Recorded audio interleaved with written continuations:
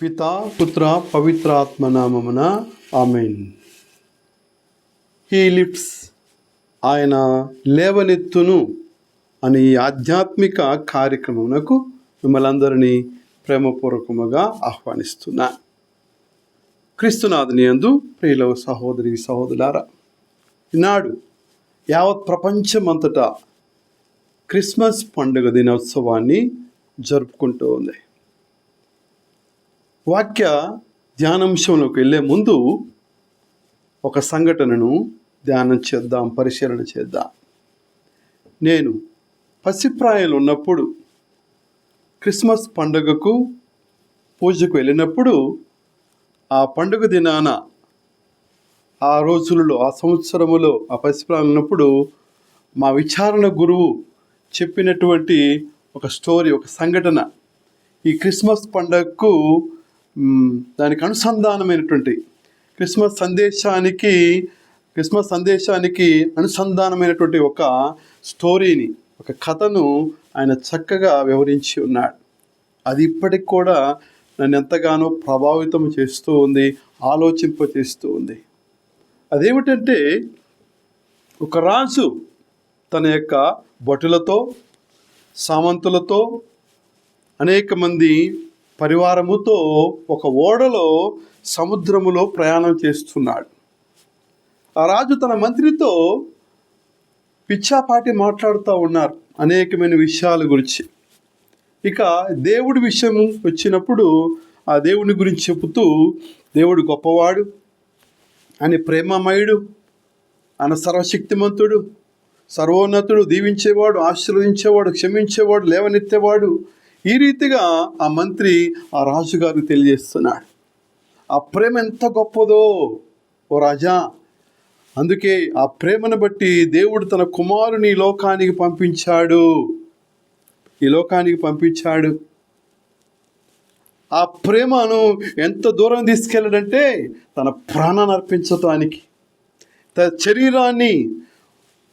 శరీరాన్ని హోనము చేశారు, మాంసముద్ద చేశారు. ఆ రీతిగా అప్పచెప్పాడు. తన యొక్క రక్తార్పణ ద్వారా, తన యొక్క ప్రాణార్పణ ద్వారా ఈ లోకాన్ని రక్షించాడు, ఈ లోకాన్ని విమోచించాడని ఆ మంత్రి ఆ రాజుకు తెలియజేసినప్పుడు ఆ రాజు తలగొక్కుంటున్నాడు. దేవుడేంటి, మానవుడిగా రావటం ఏంటి? ఆయన కలుగునుగా కంటే కుదరదా? ఆయన ఒక మాట చెప్తే పోలే? ఆయన తన స్థానములో ఎవరైనా పంపిస్తే పోలే? ఎందుకు ఆయనే రావాలి అని పదే ప్రశ్నిస్తూ ఉన్నాడు. ఆ మంత్రి ఎన్ని విధాలుగా అతను వివరించినప్పటికి కూడా ఆ రాజుకు అవగతం కావట్లేదు. ఏమీ తోచనటువంటి ఆ యొక్క మంత్రి ఈ రాజుకు ఏ విధముగా దేవుని యొక్క ప్రేమను అవగతం చేయాలి, చేపించాలనే ఉద్దేశముతో ఆ యొక్క రాజు, ఆ యొక్క మంత్రి ఆ యొక్క ఓడలో ఆటలాడుకుంటున్నటువంటి రాజుగారి యొక్క చిన్న కూతురు ఆటలాడుకుంటూ అటు ఇటు తిరుగుతూ ఉంది.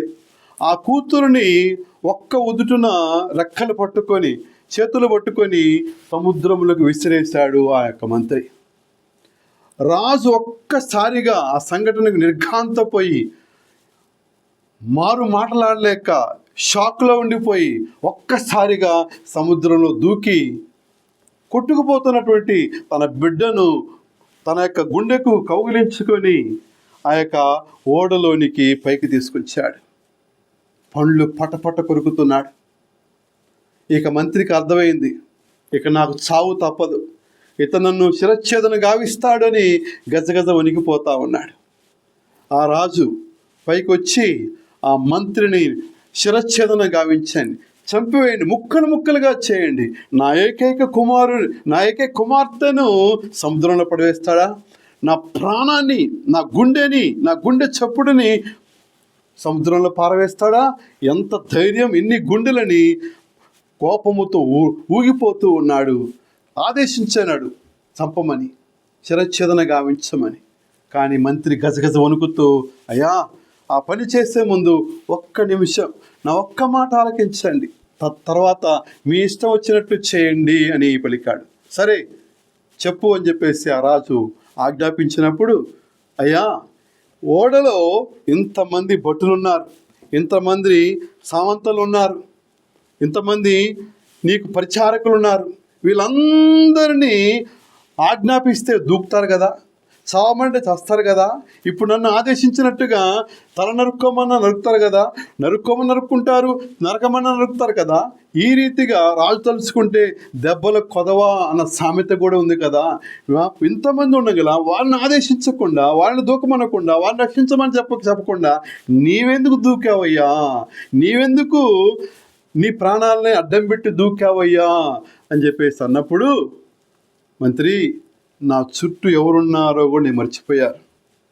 అసలు నేను రాజులనే మర్చిపోయాను. నా చుట్టూ ఎవరున్నారో మర్చిపోయాను. నా దృష్టి అంతా నా బిడ్డ వైపే. నా బిడ్డ నీళ్ళలో కొట్టుకుపోతా ఉంది. ఆ బిడ్డను రక్షించాలనేదే తపన, ఆ బిడ్డ ప్రాణాలను కాపాడాలనేది నాకు తపన. అందుకే నా చుట్టూ ఎవరున్నారు, అసలు నేనెవరిని రాజులను కూడా మర్చిపోయి దూకి నా బిడ్డను నా గుండెలు హత్తుకొని పైకి తీసుకొచ్చాను ఓ మంత్రి అన్నాడు. రాజా, నీ బిడ్డ ప్రాణం రక్షించడానికి నీవు ఎవరిని చూడలేదే, ఎవరిని ఆదేశించలేదే. మరి దేవుడు, మనిషి, ఈ లోకం, మానవ లోకం పాపం అనే ప్రవాహంలో కొట్టుకుపోతుంటే ఆయన కూడా చూస్తూ ఊరుకోలేకపోయాడు. ప్రవక్తను పంపించాడు, అనేక మందిని పంపించాడు, హెచ్చరించాడు. ఇంకా కాలం సంపూర్ణమైనప్పుడు, పరిపక్వమైనప్పుడు ఆయనే తన కుమారుని లోకాన్ని పంపాడు. ఈ లోకాన్ని పాపము నుండి, శాపము నుండి, మరణము నుండి విమోచించడానికి, రక్షించడానికి, లోక రక్షణార్థం, లోక కళ్యాణార్థము ఆయన ఈ లోకానికి వచ్చాడు. రాజా, ఇదే ఆయన యొక్క ప్రేమ. నీ ప్రేమే నీ ప్రాణం పెనంగా పెట్టడానికి దూకితే మరి తన రూపం ఇచ్చి, తన జీవం ఇచ్చి ఎన్నుకున్నటువంటి మానవాళిని ఆయన ఏ రీతిగా వదిలిపెడతాడయ్యా? అందుకే ఆయన ఈ లోకానికి వచ్చాడు. దేవుడు లోకమును ఎంతో ప్రేమించాను, తన ఏకైక కుమారుని మనకు ప్రసాదించాను.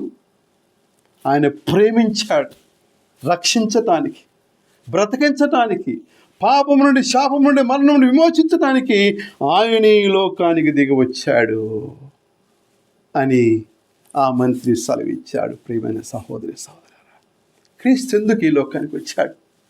మనందరూ రక్షించటానికి, పాప శాపను రక్షించటానికి, మనం విమోచించడానికి ఆయన ఈ లోకానికి వచ్చాడు. ఒకసారి మనం ఒక్కొక్కడిగా ధ్యానం చేద్దాం. ఈ క్రిస్మస్ పండుగ దినాన, ఈ క్రీస్తు జన్మదినాన, క్రీస్తు ప్రభు తండ్రి అయిన దేవుడు క్రీస్తు ద్వారా నీకు నాకు ఇస్తున్నటువంటి ఆశీర్వాదాలను, ఆశీస్సులను, అనుగ్రహాలను, కుమ్మరింపును ఏ విధముగా ఇస్తున్నాడో, ఏ విధముగా ఇచ్చి ఉన్నాడో ఒకసారి మనం ధ్యానం చేద్దాం. ఈ క్రిస్మస్ పండుగ దినాన గలతీ పత్రిక 3వ అధ్యాయము 13వ వచనం మనం చూసినట్లయితే, క్రీస్తు మన కొరకు శాపమై ఆయన మనల్ని దీవెనగా మార్చాలని లోకానికి వచ్చాడు. శాపగ్రస్తుడైన నిన్ను దీవెనగా మార్చాలని, శాపగ్రస్తుడైన నన్ను దీవెనగా మార్చాలని, శాపమై మరణించితే ప్రభు నీవు నా కోసం, విమోచించడానికి, రక్షించడానికి, బ్రతికించడానికి, పాప శాపం నుండి విడుదల చేయడానికి, విమోచించడానికి, నూతన సృష్టిగా మార్చడానికి ఆయన ఈ లోకానికి దిగి వచ్చాడు. నిన్ను నన్ను తన ప్రియపుత్రులుగా చేయటానికి వచ్చాడు. ఆదాము సంతతి నుండి, పాప సంతతి నుండి, శాప సంతతి నుండి, మరణ సంతతి నుండి నిన్ను నన్ను పరలోక పుత్రులుగా, వారసులుగా, దత్తపుత్రులుగా చేయటానికి ఆయన ఈ లోకానికి దిగి వచ్చాడు. అందుకే ఆయన విశ్వసించు వారందరికీ ఆయన తన బిడ్డలయ్యే భాగ్యమునిచ్చెను అని మనం సెలవిస్తుంది.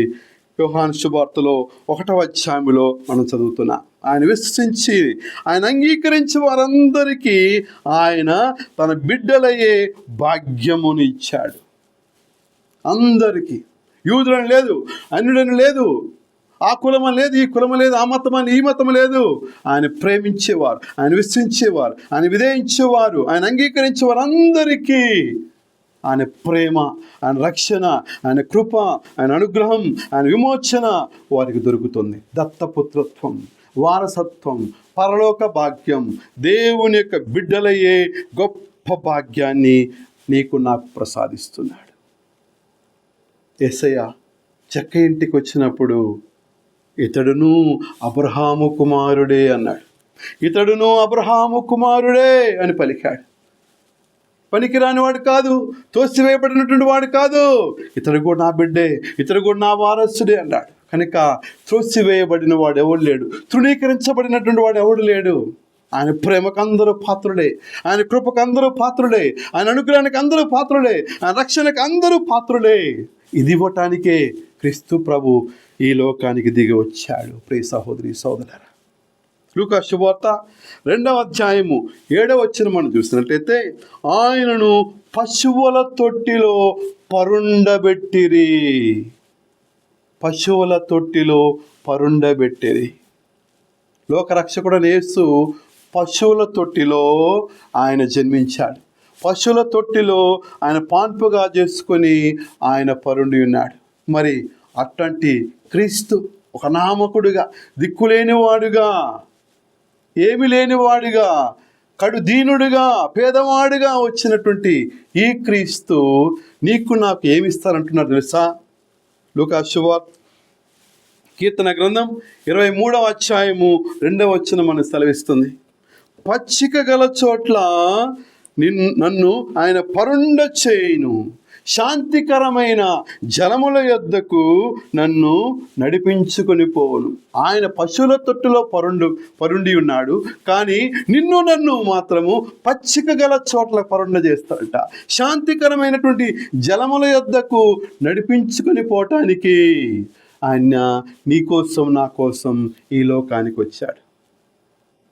పచ్చిక గల చోట్ల నన్ను పరుండ చేయును, శాంతికరమైన జలముల యొద్దకు నన్ను నడిపించును.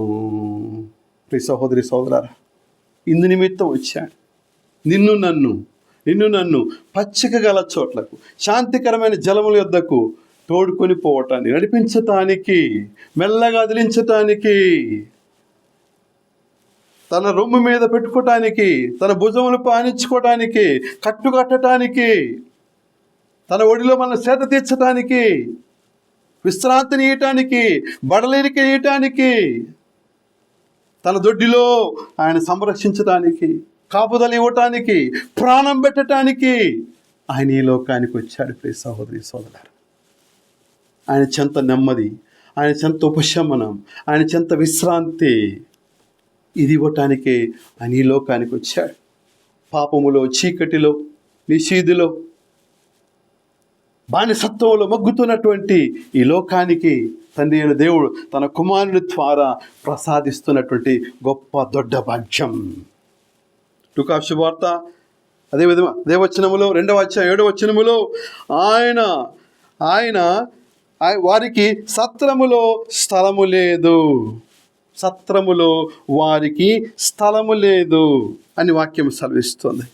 అదేవిధముగా లూకా శుభవార్త 9వ అధ్యాయము 58వ వచనం సెలవిస్తుంది, నక్కలకు బొరియలు, ఆకాశ పక్షులకు గూళ్ళు కలవు, కానీ మనుష్య కుమారునకు తలదాచుకోవటానికి కూడా స్థలము లేదు. మనుష్య కుమారునికి జన్మించటానికి సత్రమే స్థలమైంది.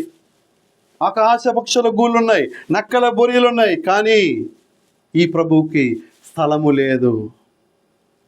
మనిషి కుమారుని తలదాచుకోవడానికి స్థలము లేదని వాక్యం సెలవిస్తుంది. మరి నీకు నాకు ఏమిస్తారంటున్నాడు? యోహాను శుభవార్త 14వ అధ్యాయము 2-6 వచనాలను చూసినట్టయితే, నా తండ్రి గృహమున అనేక నివాస స్థలములు కలవు, నేను వెళ్ళి మీకు ఒక నివాస స్థలాన్ని సిద్ధము చేయబోతున్నానని ప్రభు వాగ్దానం చేశాడు. తాను పేదవాడై, తాను దరిద్రుడిగా, ఏమి లేనివాడిగా, అనామకుడిగా వచ్చినటువంటి క్రీస్తు నిన్ను నన్ను, నీకు నాకు ఇచ్చినటువంటి గొప్ప వాగ్దానం, నివాసస్థలం, పరలోకములో శాశ్వతమైన గృహం, నిత్యానందం, నిత్య సంతోషము, పరలోక దూతలతో, అత్యశిష్టులతో, వేద సాక్షులతో, దూతలతో ఏకీభవించి ఆనందించే గొప్ప భాగ్యం, పరలోక రాజ్యం ఇందులో పాలుపంచుకునే భాగ్యం, దేవుని యొక్క నివాస స్థలాన్ని నీకు నాకు దారదత్తం చేయటానికే ఆయన ఈ లోకానికి వచ్చాడు. ఆ వాగ్దానం ఇచ్చి ఆయన ఈ లోకం నుండి వెళ్ళి ఉన్నాడు. ప్రియమైన సహోదరి సోదరులారా, ఈ వరప్రసాదాలు ఇవ్వటానికి, ఇదే క్రీస్తు జన్మకు నిదర్శనము కారణం.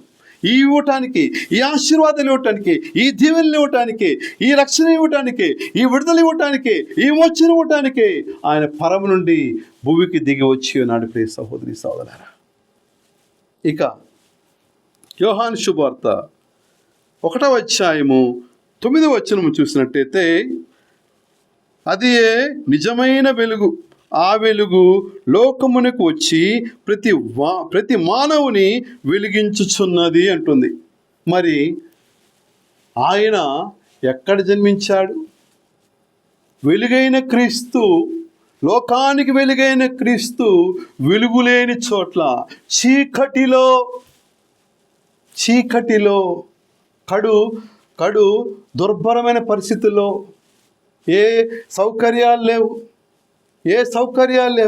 ఏ వెలుగు లేదు, పశువుల ఘాటిలో, వెలుగు లేని దగ్గర, చీకటిలో ఆయన జన్మించాడు.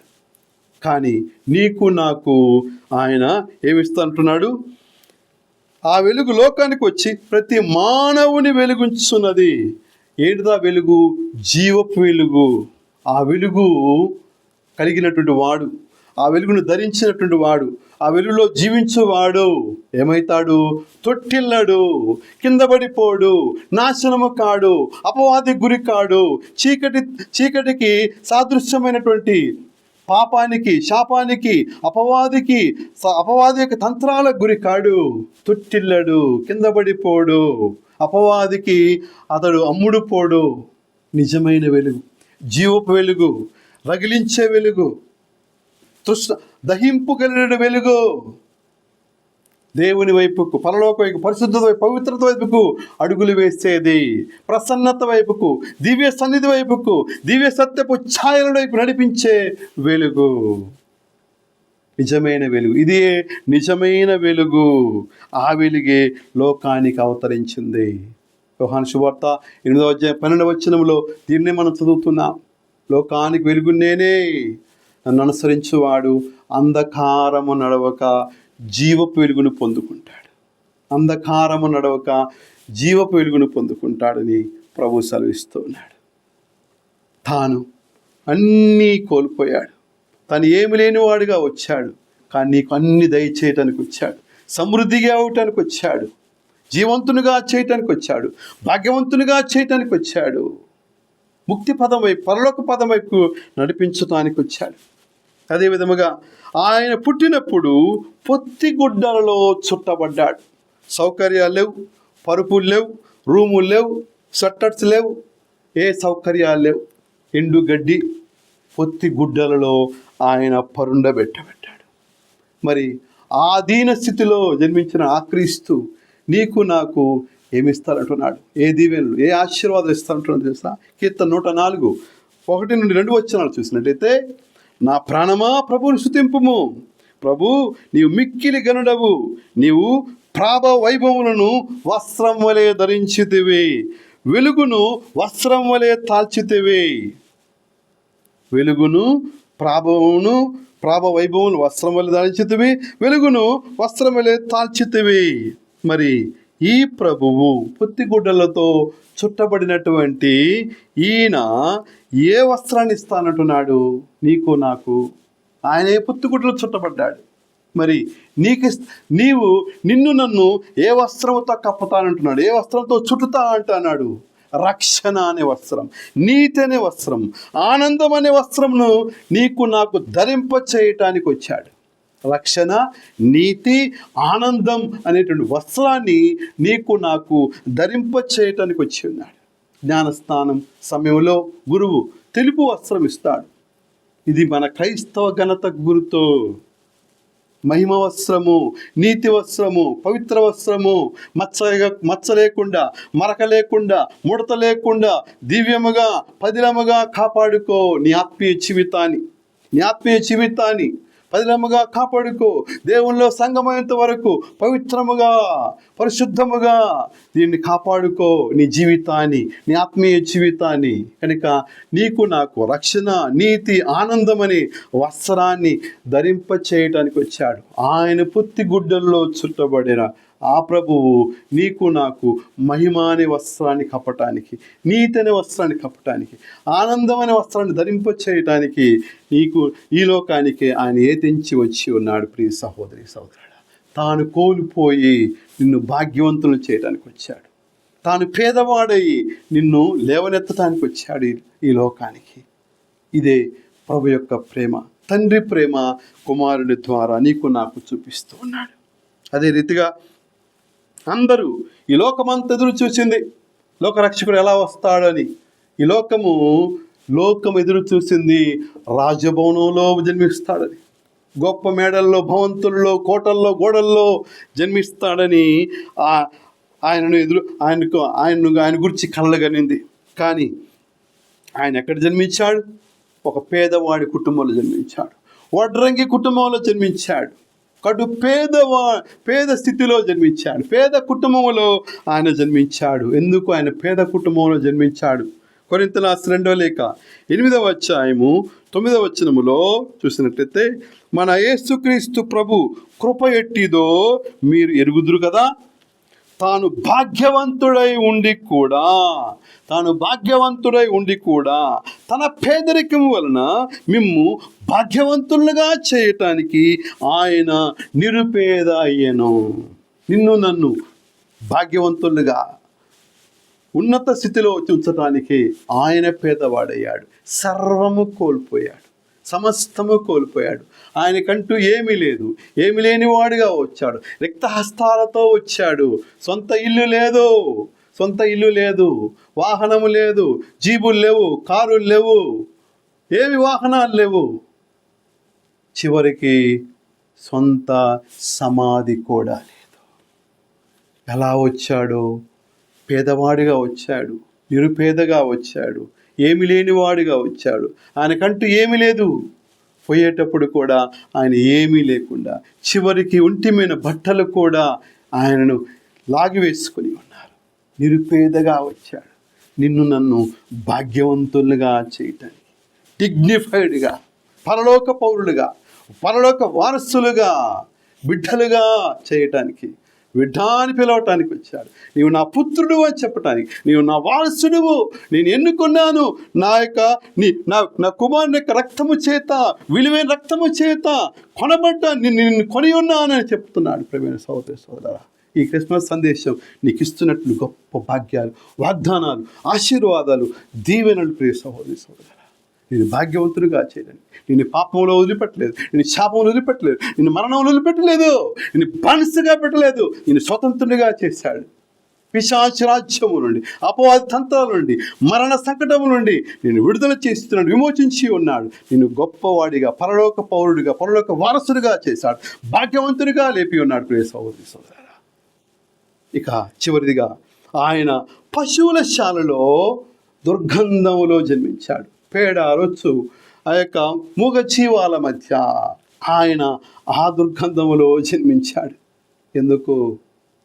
ఎఫెసీ పత్రిక 5వ అధ్యాయము 2వ వచనం మనం చూసినట్లయితే, క్రీస్తు మనలను ప్రేమించినందు చేతనే దేవుని సంతోషపరచు సువాసనతో కూడిన అర్పణగను, బలిగను మన కొరకై తన ప్రాణములను సమర్పించెను.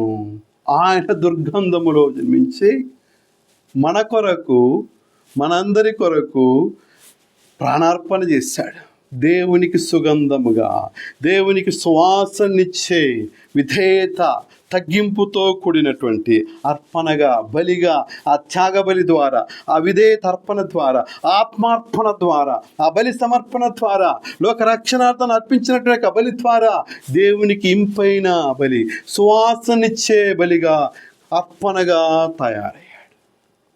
ఇది ప్రభువైన యేసుక్రీస్తు ఈ లోకములో జన్మించి కోల్పోయినటువంటిది. ఆయన పేదవాడుగా వచ్చి ఏ రీతిగా నిన్ను నన్ను భాగ్యవంతులుగా, స్వతంత్రులుగా, పరలోక పౌరులుగా, వారసులుగా, అనుగ్రహాలతో, వరప్రసాదాలతో, దీవెనలతో, ఆశీర్వాదాలతో నింపటానికి ఆయన ఈ లోకానికి వచ్చాడు. ఇదే తండ్రి అయిన దేవుడు తన కుమారుని ద్వారా మనకిస్తున్నటువంటి గొప్ప ప్రేమ.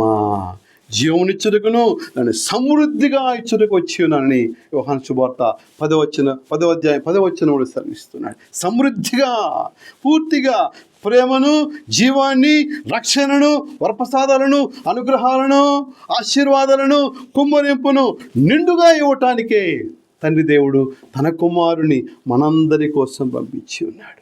పరలోక వారసులుగా చేయటానికి పంపించి ఉన్నాడు. దేవునితో మనందరినీ సఖ్యపరచటానికి, దేవునితో మనందరినీ సమాధానపరచటానికి ఆయన ఈ లోకానికి దిగి వచ్చాడు.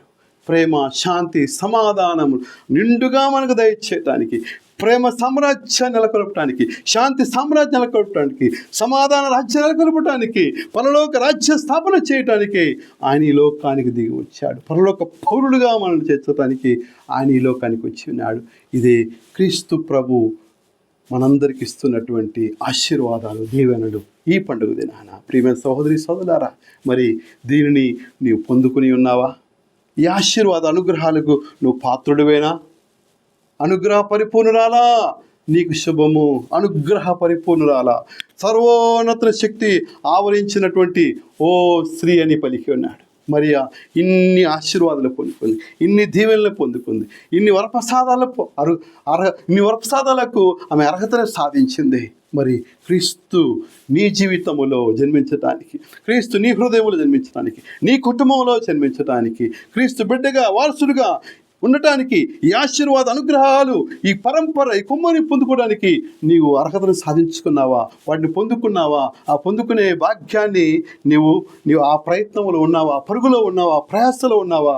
ఒకసారి ఆత్మ పరిశీలన చేసుకో ప్రియ సహోదరుడా. చేతులు జోడించి కళ్ళు మూసుకొని ప్రార్థనలో ఏకీభవించండి. ప్రార్థించుదాము.